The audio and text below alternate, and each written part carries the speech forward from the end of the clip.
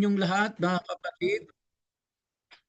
Ngayong pong gabi ay wala tayong group discussion kasi nung last Friday po ay prayer night natin. So kaya wala po tayong naging pag-aaral noong nakaraang Friday sa via Zoom. So kaya medyo sa tingin ko po maaga tayong matatapos ngayon. Tayo po ay saglit na yumuko at tayo po ay manalangin. Aming Ama, aming Diyos, aming Panginoon na makapangyarihan sa lahat, lumalapit po kami sa iyo sa mga oras na ito at nagpapasalamat sa buong maghapon na kami ay ginabayan mo, iningatan mo, at pinagpala mo sa iba't ibang kaparaanan. Salamat po o Diyos sa buhay at kalakasan na patuloy mong ipinagkakaloob sa amin. At salamat din sa pribilehiyo na kami ay makapaghanap buhay, kami ay makapaglingkod sa iyo, magawa namin ang aming mga tungkulin. Maraming salamat din sa pag-iingat mo sa aming mga mahal sa buhay. At sa gabing ito, aming Diyos, kami po ay muling humihiling sa iyo ng kaliwanagan sa iyong mga salita. Tulungan mo po kaming lahat na maintindihan po namin ang aming paksang pag-aaralan at tulungan mo po ako, o Diyos Ama, na ito ay aking maihayag at maipaliwanag ng maayos. At ganoon din po, tulungan mo ang aking mga kapatiran na tagapakinig na sila po ay maliwanagan sa kanila pong mapapakinggan. Salamat po sa bawat isa na patuloy na matyagang dumadalo every Friday. At dalangin ko po sa iyo, Ama, na pagpalain mo po sila sampu ng kanilang mga sambahayan, mga mahal sa buhay. Salamat po, O Diyos, sa iyong papuri at pagsamba at pagdakila sa pangalan ni Yeshua. Amen. Ang ating pong tinatalakay ngayon ay may kinalaman sa end of days or minsan na second coming, ang muling pagbabalik ng Panginoong Hesus. At sa gabi pong ito, ang topic natin na may kaugnay pa rin po doon sa last Friday natin ay sa Revelation naman po natin makikita. At ayos ko lang po. Ay, yan.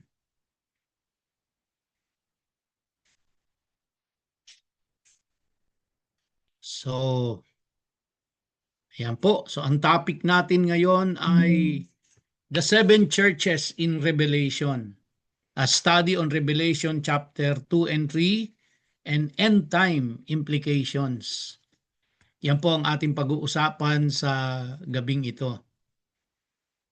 Ang sabi po sa Revelation chapter 1 in verse 10 and 11, I came to be in the Spirit on the day of the Lord, and I heard behind me a loud voice like a trumpet, saying, write down what you see on a scroll and send it to the seven messianic communities, Ephesus, Smyrna, Pergamum, Thyatira, Sardis, Philadelphia, and Laodicea.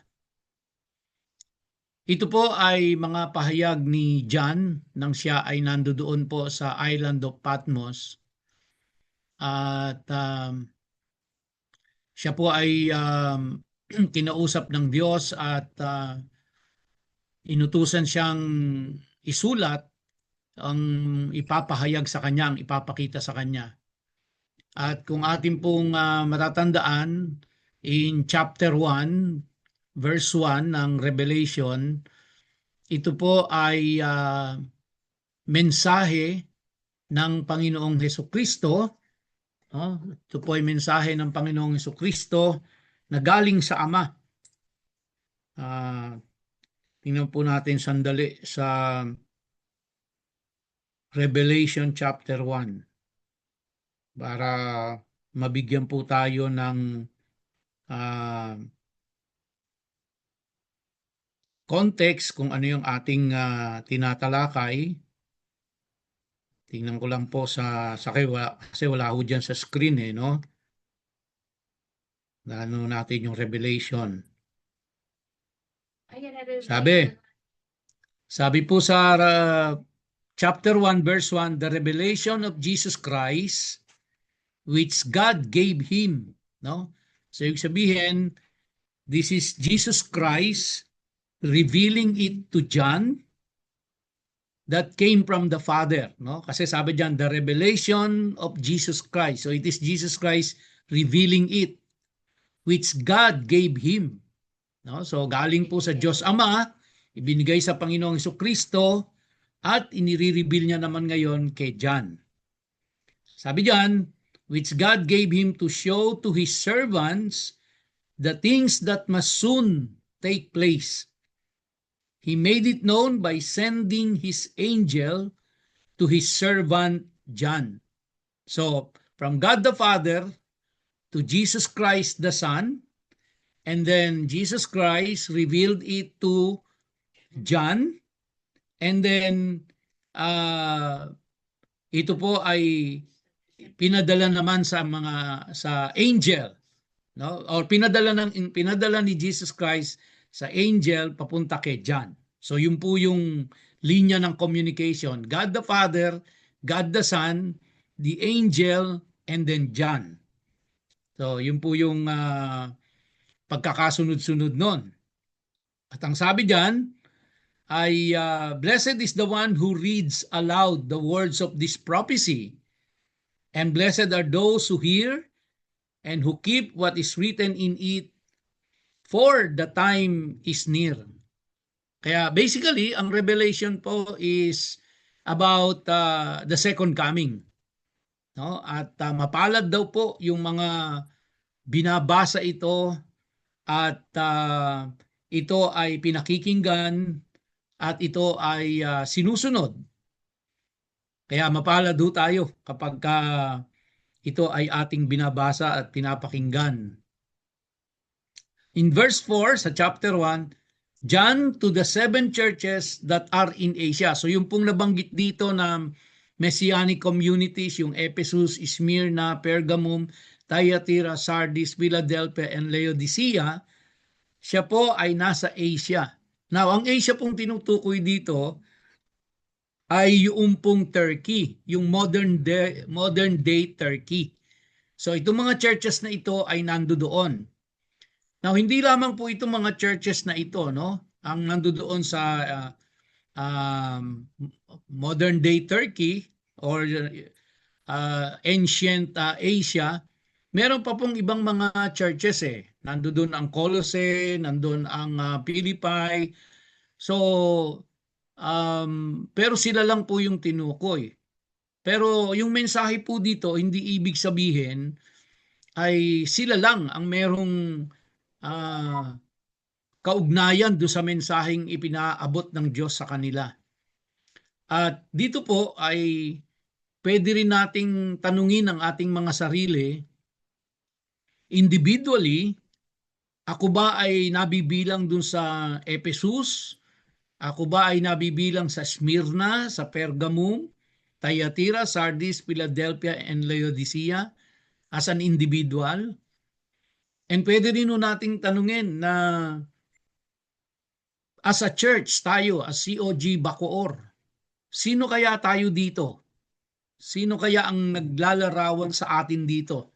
So magandang ito po ay pag-usapan natin sapagkat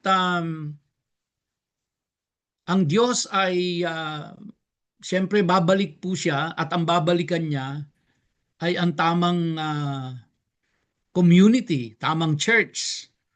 So sino kaya yung babalikan ng Panginoon? Ano? So baga mahalaga po ito dahil in-specify talaga ng Diyos na sa kanyang pagbabalik, no, ayaw niyang abutan itong mga churches na ito na nandun sila sa ganoong kalagayan. Kaya tingnan natin, tayo ba ay nandun sa kalagayan ng katulad ng Ephesus? Tayo po ba as a church and as an individual ay nasa kalagayan tayo ng Smyrna, or tayo ba ay ma-identify ba tayo doon sa Pergamum o sa Thyatira, sa Sardis, o tayo po ay ma-identify sa Philadelphia or Laodicea? Yun po yung ating susuriin sa gabing ito. So as an overview, ito po ay messages to 7 real churches. So hindi po ito metaphor. Ito po ay totoong mga nag-e-exist na mga churches in Asia Minor. Again, pag sinabi nating Asia Minor, yan po yung ancient name ng modern day Turkey ngayon. No? Yan po ay nung mga unang panahon, napaganda ng pinagsimulan, ang daming mga simbahan, ang daming mga Christian churches doon. Pero ngayon, kalaban na kalaban nila ang Israel. No? Actually, sa prophecy po ng Ezekiel, yan pong Asia Minor na yun, or yung modern day Turkey, makikipag-anib, sanib puwersa po yan sa Russia at saka sa Iran. At saka yan, yung Turkey na yan. At lalabanan nila ang Israel. Pero sayang kasi nung unang panahon, ang daming Christian churches na nandoon. So mga totoong simbahan ito, hindi ito metaphor. Hindi symbolic yan. Yan ay totoong mga simbahan, yung 7 churches na yon. No? So kaya kahit ito sa kasaysayan ay mababasa natin yan. Siya ay historically real. And at the same time, it is prophetically symbolic. Okay? Now, each of these churches represents a spiritual condition among believers today, or even among churches. Alam naman po natin, maliwanag na sa atin yon, na ang simbahan na tinutukoy sa Biblia, which is yung Ecclesia, the called out ones, ay yung mga mananampalataya at hindi yung building. So kaya ito pong bawat isang church na ito ay merong nire-represent na spiritual condition ng mga simbahan o ng mga individual. And sa pangkalahatan, ang mensahe po ng 7 churches na ito ay mensahe para magsisi sa kanilang mga kasalanan, mag-endure, magtiis, at i-overcome ang mga darating na mga kapighatian, mga pagsubok sa buhay. So ang core theme nito, it is more of a spiritual segregation before the tribulation. So kasi nga po, ayaw ng Diyos na dumanas ang mananampalataya ng kanyang wrath. Maaring dumanas sila ng tribulation, pero maaari din namang i-spare sila ni Lord. No? So na hindi na sila dumanas din ng tribulation at hindi na rin dumanas ng wrath of God, much better. Pero alam naman natin na darating yung time po na even Christians are not exempted, no? Pagdating sa tribulation, kasi yung tribulation na yan ay bagamat meron pong bahagi ang Diyos diyan, bagamat ino-orchestrate ng Diyos ang lahat ng yan, pero ang tao pa rin yung nagsasagawa. Now, each church reveals heart condition and coming discipline / protection. And in 1 Peter chapter 4 verse 17, it says, judgment begins in the house of God. So kaya po, kung matagpuan natin ang ating sarili sa sinumang simbahan na binanggit dito sa 7 ito, at nananawagan ito na tayo'y magsisi, ito po ang panawagan sa atin. Umpisahan ho natin, kumbaga, ang paglilinis sa ating mga sariling tahanan. At kung meron man, meron man po dito, alin man dito sa simbahan na binabanggit dito, yung 7 churches na ito, ay sinasalamin nito yung COG Bacoor at nananawagan ito ng pagsisisi, then I think we have to respond. So tingnan po natin yung unang-una, yung Ephesus, no? In chapter 2, sabi po diyan, verse 1, to the angel of the messianic community in Ephesus, write, no? To the angel of the messianic community in Ephesus. Ano po ibig sabihin nito? To the angel. So pag binasa natin, parang merong angel na naka-assign doon sa Ephesus at siya yung sinasabi kasi to the angel of the messianic community in Ephesus, right?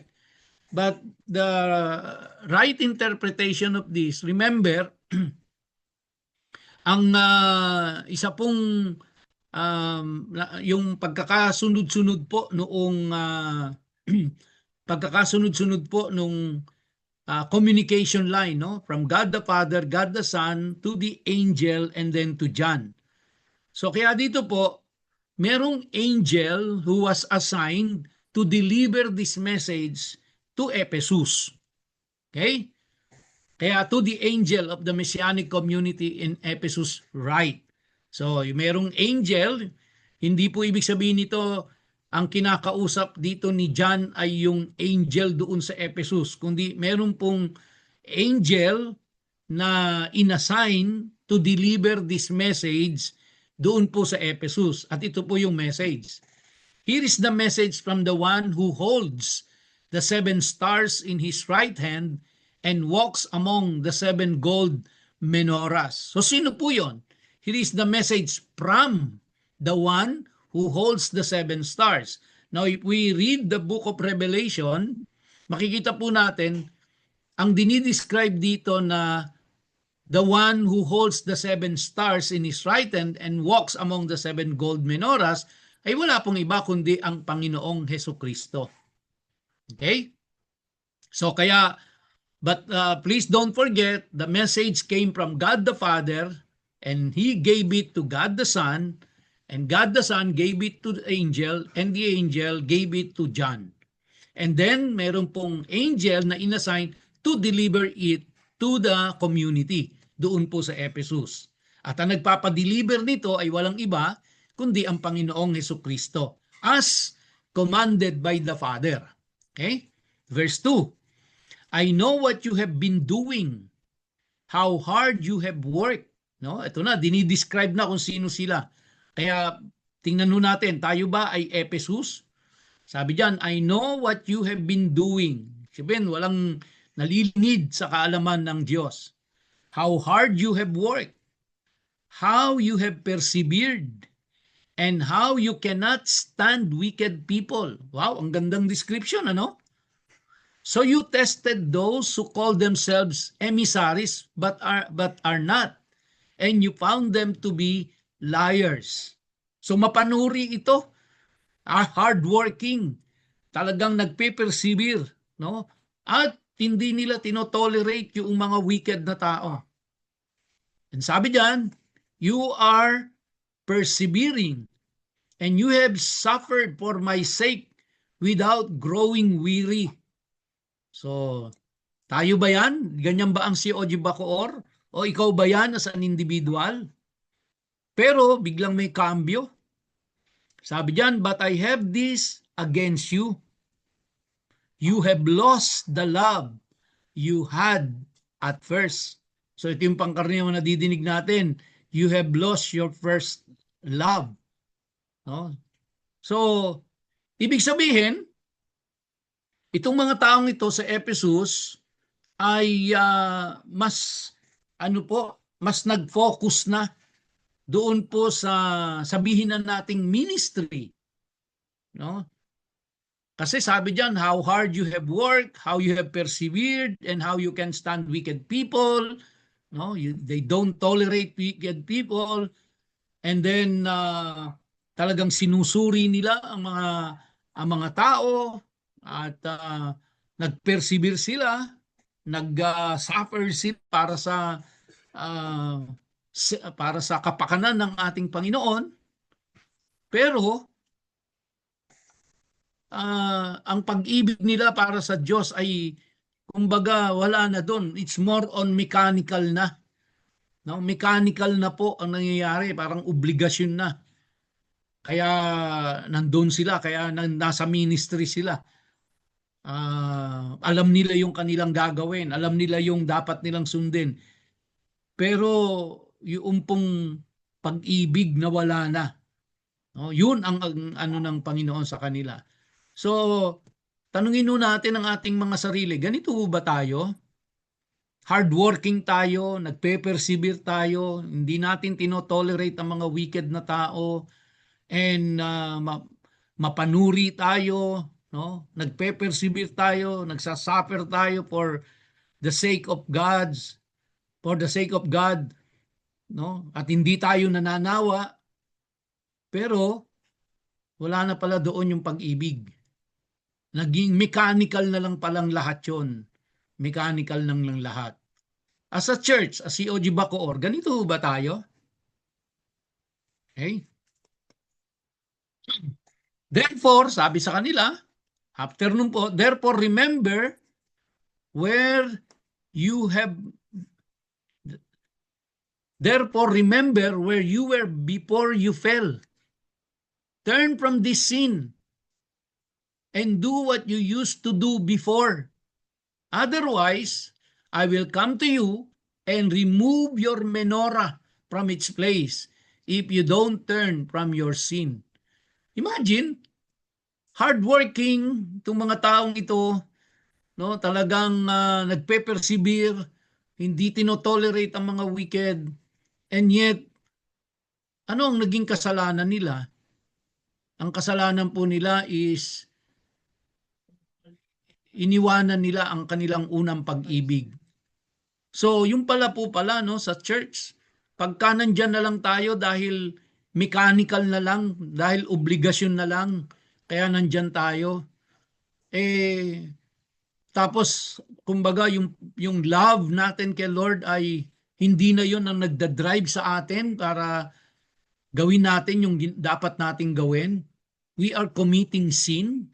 Ganito po ba ang COG Bacoor? O tayo as an individual, ganito po ba tayo? Well, tayo lang po makakasagot niya, no? So, sabi ng Diyos, I will come to you and remove your menorah. Alam naman natin yung menorah po is yun ay kanilang ilawan. Parang aalisan sila ng liwanag pag hindi nila binago ang kanilang sistema. No? So pinuri naman sila sa umpisa, pero ito yung against sa kanila. Pero sabi rin sa kanila, but you have this in your favor. You hate what the Nicolaitans do. I hate it too. Now medyo yung Nicolaitans po ay kung hihimay-hamayin po natin, yan po ay galing sa tatlong salita na Greek, no? Pero overall ang ibig sabihin po niyang Nicolaitans na yan ay yung pong mga parang naglo-lord over, no? Naglo-lord over doon po sa mga tao. So parang ganyan po yung ibig sabihin, pero meron po kasing nakakabit na kasaysayan pa yan eh, no? But hindi na natin tatalakayin yon. So sabi ng Diyos, I hate it too. Huh? So they hate people who are lording over other people, kaya kinamumuhian din ng Diyos din po yon, no? So isang katangian nila. Pero ganun pa man, they have forgotten their first love, which is walang iba po kundi ang Panginoong Hesukristo. Kumbaga, ang nagdadrive sa kanila nung una ay ang pagmamahal nila sa Diyos, ang pag-ibig nila sa Diyos. Pero it turned out, in the passing of time, ang nangyari po ay naging mechanical na. Nag-i-exist sila as a Christian church, pero ang lahat ng ginagawa nila is mechanical na po. Out of obligation na, hindi na out of love for the Lord. So sana po ay wala tayo doon at sana ay wala ang simbahan natin doon, no? Pero kung nandun man po tayo as an individual, then nandun naman po ang ng Diyos na repent, no? turn from this sin. No? Turn from this sin. Go back to your first love. Di ba? Na in love ka noon kay Lord nung una mo siyang nakilala, nung una mong narinig ang gospel. Talagang you are so in love with the Lord. Kaya kahit na mapuyat ka, kahit mapagod ka, kahit magutom ka, talagang pinaglilingkuran mo ang Diyos na walang anumang kapalit, no? Dahil mahal mo siya. Mahal mo siya. Pero sa paglipas ng panahon, iba na, no? Medyo kaya ka pumupunta na sa simbahan at nagsiserve dahil ano na, obligasyon. No? Kasi baka mapagalitan ka kapag hindi mo ginawa, baka masita ka. So wala na po yung wala na yung pag-ibig sa Diyos, no? Kundi mechanical ng lahat. Kaya sabi ni Lord, those who have ears, let them hear what the Spirit is saying to the Messianic communities. To him winning the victory, I will give the right to eat from the tree of life which is in God's Gan Eden. No, yun naman pala, may gantimpala ang Diyos. If you turn away from sin and you go back to your first love, which you have been doing before, then God will give you the right to eat from the tree of life. Yan po ang pangako ng Panginoon. So, in summary, ang Church of Ephesus po was commended for perseverance and testing false apostles. And but they were rebuked for forsaking their first love. So ang panawagan sa kanila, repent and return to initial devotion. Now, yung susunod po, Smyrna. No? Verse 8, sabi diyan, to the angel of the Messianic community in Smyrna write, here is the message from the first and the last, who died and came alive again. So sino po yon? Walang iba kundi si Jesus Christ, di ba? Siya ang first and the last, the beginning and the end. Siya po yung namatay at muling nabuhay. So walang duda doon na ang mensaheng ito ay dinala ng anghel mula kay Jesus. Mensahe ito sa kanila. Sabi ng Panginoon sa mga taga-Smyrna, I know how you are suffering and how poor you are. Though in fact you are rich. Diyan. I know how you are suffering. So hindi lingid sa Panginoon po no? Hindi lingid sa Panginoon kung ano ang kalagayan natin as a church. Hindi lingid sa Panginoon kung ano ang kalagayan natin as a family. Hindi lingid sa Panginoon kung ano ang kalagayan natin as an individual. So lahat yan ay bukas na aklat sa ating Panginoon. At ang sabi niya sa mga taga-Smyrna, and I know the insults of those who call themselves Jews but are not.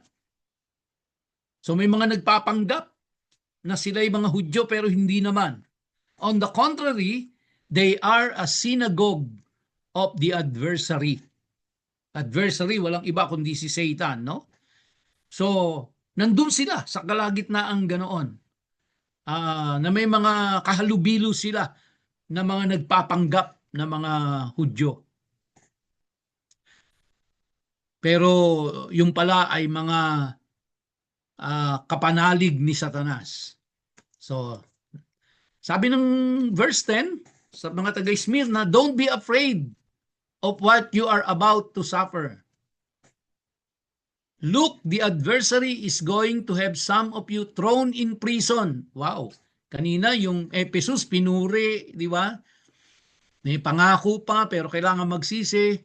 Ito may paparating na suffering. Actually, sabi nga sa kanila hindi lingid sa kanyang kaalaman na sila ay nagsasuffer and tapos may padating pa. Di ba? Kasi nandun sa gitna nila Nandoon yung mga taong nagpapanggap na sila'y Kristiyano. Pero yung pala ay mga kaaway. Meron kaya nito sa simbahan natin na nagpapanggap na mga Kristiyan pero hindi? Na maghahasik lang ng kaguluhan i-divide lang ang mga kapatiran, magkokos ng mga pagkakabahabahagi sa church? Meron kaya sa atin nun? Or tayo kaya yon? No? Yan, yung mga ano, tanungin natin yung sarili natin. Ako ba yung nagkokos ng away dito sa simbahan? Ako ba yung nagkokos ng pagkakahiwa-hiwalay? Ako ba ay padala dito ni Satanas? Mabigat po yun, ano? So, sabi diyan, look, the adversary is going to have some of you thrown in prison in order to put you to that test.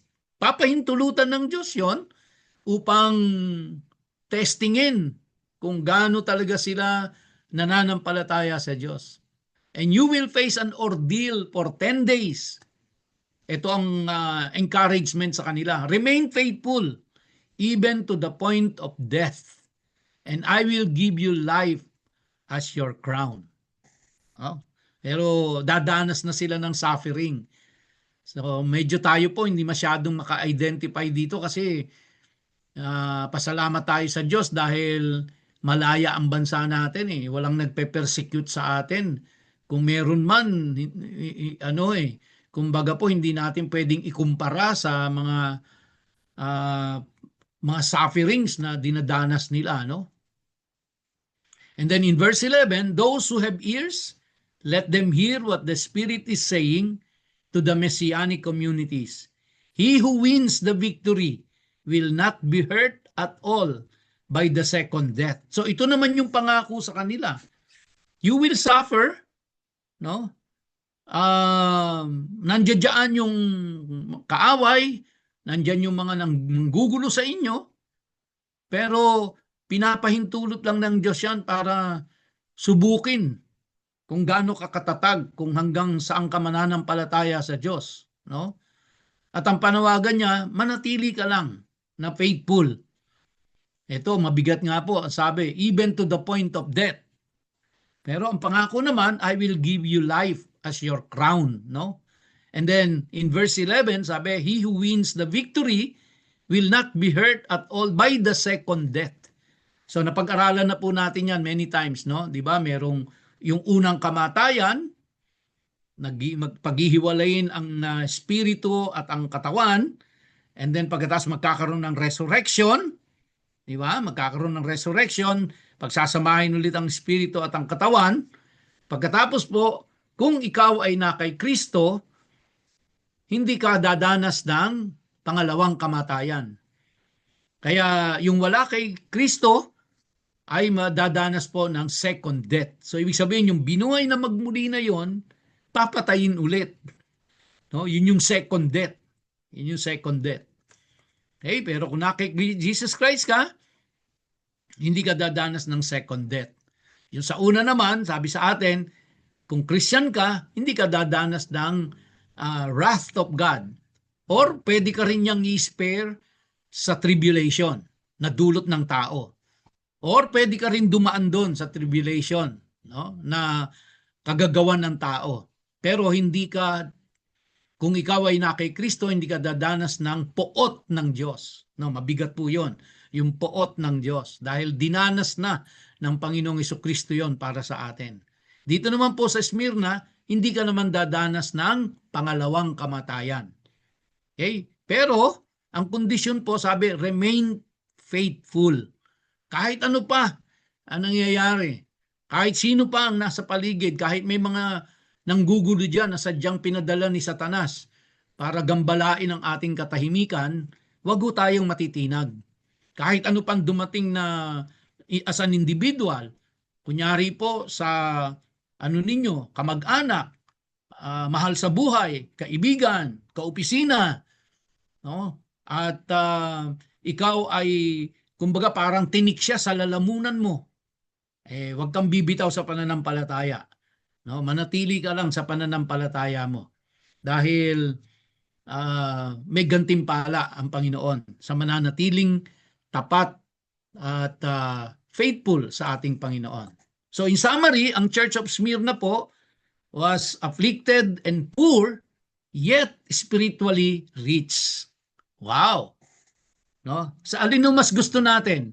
Yung Ephesus o Smyrna? No? So, yung Ephesus, hindi man binanggit na poor sila eh.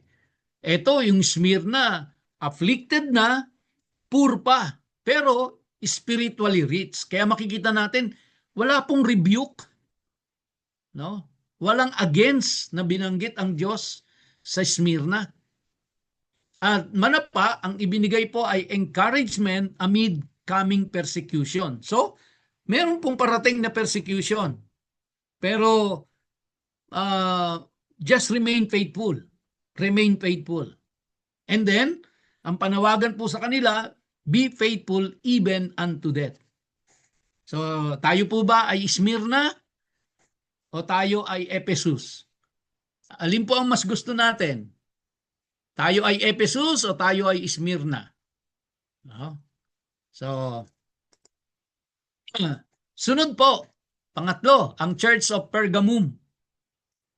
Verse 12, to the angel of the Messianic community in Pergamum, write, here is the message from the one who has the sharp, double-edged sword. Again, who is that? Wala pong iba kundi ang Panginoong Jesucristo as described in the Bible. Sabi sa kanila, sa mga taga-Pergamum, I know where you are living. There where the adversary's throne is. Now, wow, mas mabigat to. Kung kanina po doon sa Smyrna, ang mga nandoon po ay yung mga, kumbaga, mga kampun lang ni Satanas. Dito po sa Pergamum, nandun mismo ang trono ni Satanas. No? Kasi nung araw po talagang define nila yan kung nasaan ang trono ni Satan eh.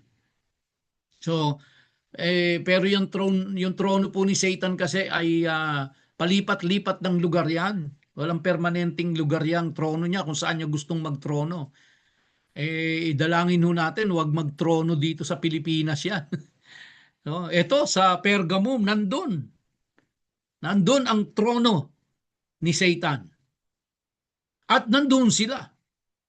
Ito mga taga-Pergamum, nandun sila sa kung saan lugar nandoon ang trono ni Satanas. And yet, sabi ng Diyos, you are holding unto my name. Though they are living where the throne of Satan is, yet they are holding unto the name of God. You did not deny trusting me, even at the time when my faithful witness Antipas was put to death in your town. There where the adversaries lives. So hindi ho sila natinag kahit na meron na pong pinatay, no, na witness. Pero at nandun ang trono ni Satan sa kung saan sila nakatira, kung saan sila nandoon. Pero hindi ho natinag ang mga taga-Pergamum. Talagang pinanghawakan nila ang pangalan ng Diyos. Nandoon pa rin po ang kanilang pananampalataya. Verse 40, nevertheless, I have a few things against you. You have some people who hold to the teaching of Balaam, who taught Balak to set a trap for the people of Israel so that they would eat food that had been sacrificed to idols and commit sexual sin. Now, remember what you have learned about eating food sacrificed to idols? So, ulitin ko lang po, no? Kapag ang clean animal ay isinacrifice doon sa templo ng mga pagan at pagkatapos po ay ibinenta sa palengke at nabili mo, pwede mong kainin yon. Okay? Pero, kahit yan ay clean animal, at isinacrifice sa kanilang idol yan, doon sa kanilang pagan temple, at nakiisa ka doon, nakisamba ka, at tapos nakikain ka pa, kahit na clean animal yon, then hindi dapat kainin yon. Unang-una, hindi ka dapat nandun na sumasamba. Pangalawa, yung pagkain na yon na hindi para ordinaryong hapunan, ordinaryong pagkain, kundi parte ng pagsamba yon sa kanilang Diyos-Diyosan. So dito po, meron na mga merong mga tao sa Pergamum, mga Christian, sabi diyan kasi, you have some people who hold to the teaching of Balaam, who taught Balak to set a trap for the people of Israel so that they would eat food that had been sacrificed to idols and commit sexual sin. Okay? Likewise, you too have people who hold to the teaching of the Nicolaitans. Nabanggit na naman po ito, no? So, kaya malawak ang impluensya nitong Nicolaitans na ito yung Ephesus, ngayon naman sa Pergamum, no? You too have people who hold to the teaching of the Nicolaitans. So, doon sa kanilang kapulungan, mayroon pa rin na meron pa rin pong mga yumayakap doon sa mga katuruan ng Nicolaitans, which is, of course, pagan. Okay? And sa kalagitnaan nila, may mga tao din na naniniwala po doon sa turo ni Balaam. So, kaya, ano kaya sa atin po, sa simbahan natin, meron kayang ganito? O tayo as an individual, pag nasa church tayo, we worship the Lord, pero pag uwi natin sa bahay, ay iba naman yung ating ginagawa, no? Salungat doon sa kung ano yung natututunan natin sa Biblia. Baka meron nung ganon, no? O ang church ba natin ay guilty dito? Na meron tayong mga tinotolerate na tao sa church na kumbaga po parang ganito, no? Pero sa pagkaalam ko po, wala naman. Kumbaga parang merong nagsisimba sa atin, no? Maaaring nagsiserve pa sa atin, pero example lang mo ito, wala ho akong alam na ganito. At naniniwala ako, walang ganito sa atin. Na nandoon, nasa church, nag-a-attend, pero at the same time, ay naniniwala rin sa katuruan ng Jehovah's Witnesses, kunyari po, or sa katuruan ng ibang religion na mali. So, baka meron nung ganon na, o baka naman hindi tayo aware na ang sinusubaybayan pala natin sa TV program na pinakikinggan natin at sinusunod o binabasa natin ay hindi pala naka-align sa Bible. Pero and yet pinaniniwalaan natin.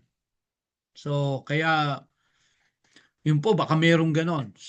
Pero wala ho akong alam. As far as I know, ang mga church na member na uma-attend po sa atin ay naniniwala po ako na they are true to their faith at naniniwala po ako na sila ay totoong mga Kristiyano, totoong born again Christian. Kaya sabi diyan sa verse 16, therefore turn from these sins. Kaya binibigyan pa ho sila ng pagkakataon dito Turn from these sins. Talikuran nyo para din yung panawagan ng Diyos doon sa taga-Ephesus no? Repent. Otherwise, I will come to you very soon and make war against them with the sword of my mouth. So, ang pupuntiryahin lang ng Diyos dito, pag hindi kayo nagsisi, hindi kayo tumalikod dyan sa ginagawa ninyo, ang pupuntiryahin ng Diyos dito sa Pergamum ay yung mga tao na naniniwala pa rin doon sa mga katuruan ng Nicolaitans at doon sa mga katuruan ni Balaam. Sabi niya kasi dito, I will come to you very soon and make war against them. Sino yung them na yon? Yung pong mga tinukoy ng mga tao doon na naniniwala sa teaching ni Balaam at sa teaching ng Nicolaitans. At ang sabi niya, I will make war against them with the sword of my mouth. Again, paulit-ulit ito sinasabi ng Diyos. From Ephesus to Smyrna to Pergamum, those who have ears, let them hear what the Spirit is saying to the Messianic communities. To him winning the victory, I will give some of hidden, maano po ito, no? I will also give him a white stone on which is written a new name that nobody knows except the one receiving it. Okay? Ito naman Pergamum, may white stone. At merong nakasulat na bagong name, sabi diyan, that nobody knows except the one receiving it. Kung ano man po yun, di ko po rin po alam. No? Hindi naman ni-reveal sa atin dito kung ano yung white stone na yan at kung ano yung isinulat doon. So, in summary, sa Church of Pergamum, they are faithful in persecution. Though they were persecuted, they remain faithful. Pero they were rebuked for tolerating idolatry and Nicolaitan doctrines. Ang panawagan sa kanila, repent or face judgment by the word. Okay? Repent.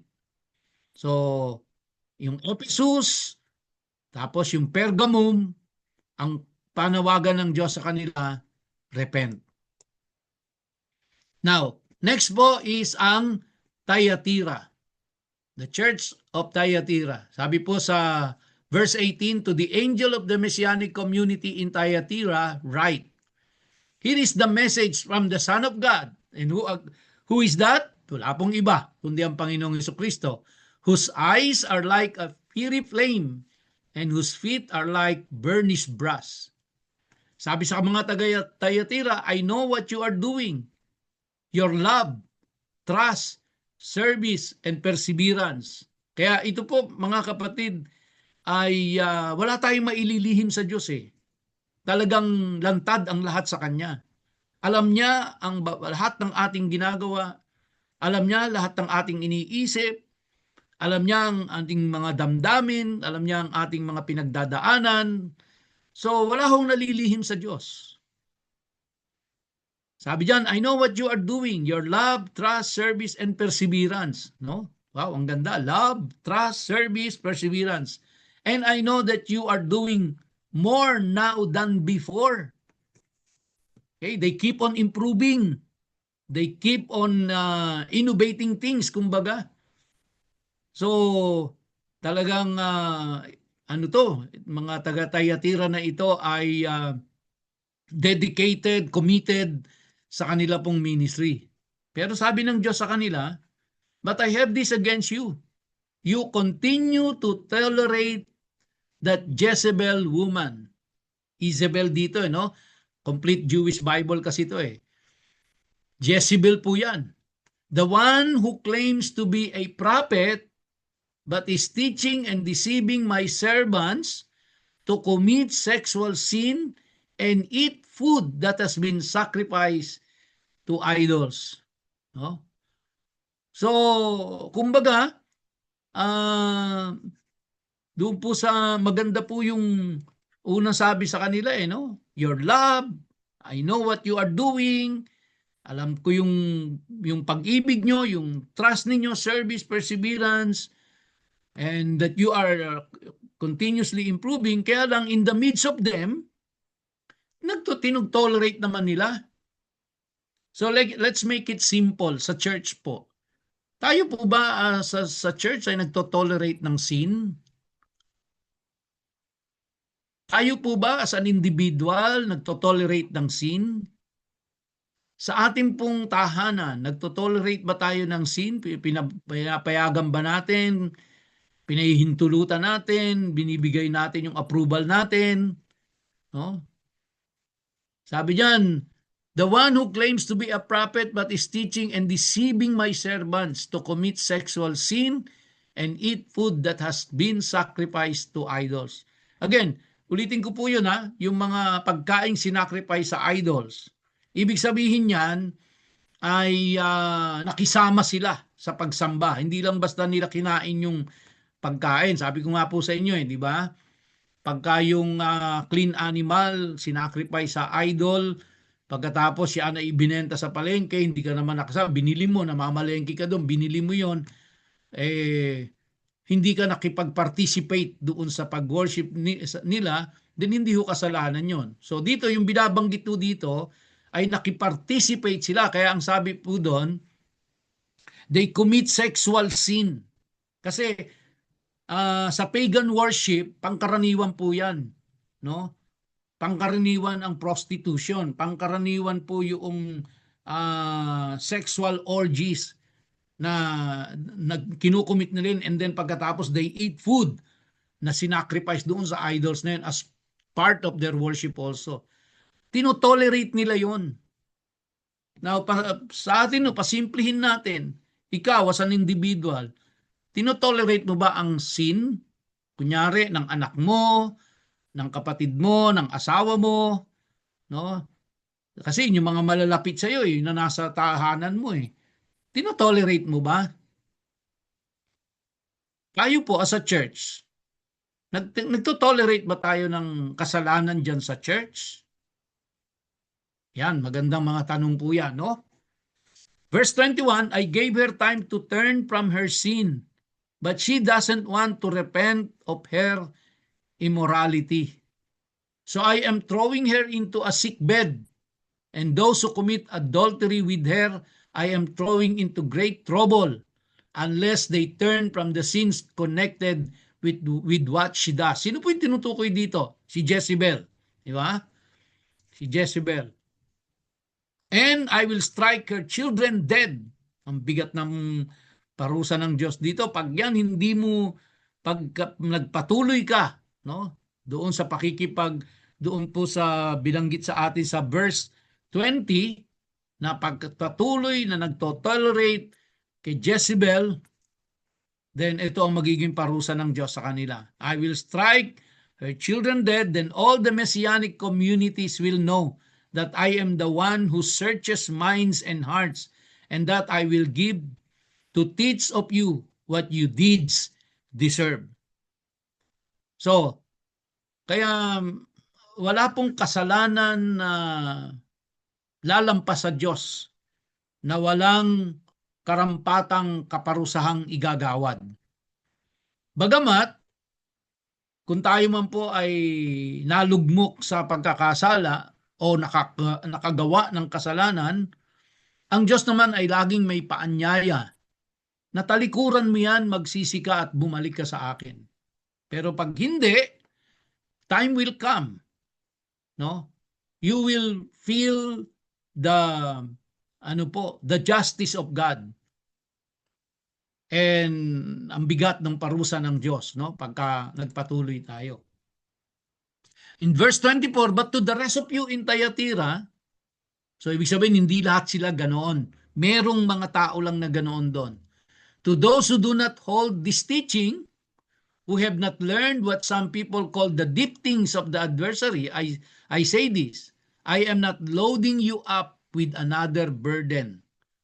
Yun, i-spare ng Diyos So yung mga hindi nakitolerate, yung mga hindi nakisang-ayon doon sa paggawa ng kasalanan, ito po ang sabi ng Panginoon sa kanila, no? I am not loading you up with another burden. Only hold fast to what you have until I come. So hold fast. No? Manatili ka dyan, magpakatatag ka sa gitna niyan. Kumbaga. And then in verse 26, to him who wins the victory and does what one until the goal is reached, I will give him authority over the nations. He will rule them with a staff of iron and dust them to pieces like pottery. Just as I have received authority from my Father, I will also give him the morning star. Those who have ears, let them hear what the Spirit is saying to the Messianic community. So, in summary, para sa Thyatira po, they were noted for their love, for their faith, and for their perseverance. Pero, they were rebuked because they tolerate Jezebel and they tolerated idolatry. And ang panawagan para po doon sa mga hindi sumang-ayon doon sa mga teachings ni Jezebel, hindi pumatol sa idolatry. Ang sabi sa kanila, just hold fast, magpakatatag kayo, at you overcome. You overcome. Mga kapatid, it's 8:44 na po. I think my time is up. Hindi ho natin matatapos ang 7 churches na ito. Kaya babalikan ho natin yan sa susunod na Friday after ni Pastor Ed. Kasi sa susunod na Friday po ay si Pastor Ed naman. Pagkatapos ni Pastor Ed, then itutuloy po natin yung talakayan natin dito sa 7 churches na ito. And then, sa huli po niyan, isa-summarize kong lahat yan. No? In table format, para madali niyong makita. Naka-table format po yan. At gagawin ko po yan ng table format na English at saka Tagalog. At para makita natin, tapos tingnan natin sino ba ako dito sa 7 simbahan na ito. Sino dito ang nagdi-describe sa akin? And sino dito ang nagdi-describe sa aming simbahan? Nakakategorize ba tayo dito sa isa dito sa mga simbahan na ito? And then, kung malaman po natin, masuri natin individually and as a church, then gawin po natin ang aksyon na dapat natin gawin. So with that, mga kapatid, I temporarily end my lesson on the 7 churches of Revelation, and then we will get back to this sa Friday after next.